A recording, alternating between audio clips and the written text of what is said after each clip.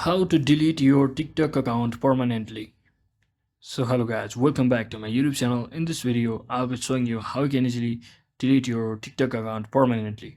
So first thing, simply head over to your TikTok application and just click on the bottom right corner, which will redirect you to your TikTok page profile, and simply click on this hamburger icon at the top right corner and just click on settings. From over here, just click on account, and from here you can see there is an option called deactivate or delete account. Simply click on it.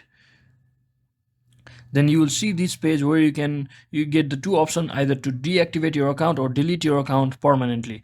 So you may cancel the deletion request by reactivating your account within 30 days. So if you permanently want to delete your account, simply click on it and it will ask you for the region. Simply click on any of the available region, valid region you prefer, and simply click on this. You can also download your copy before deleting of your account. So if you don't want, simply click on continue and just click on continue, and it will ask you to verify your account. Simply continue with Facebook option and make sure you are logged into your current Facebook account, and which will get access to this approval, and simply click on delete and just click on delete once again, and you'll have successfully deleted your TikTok account permanently from your device.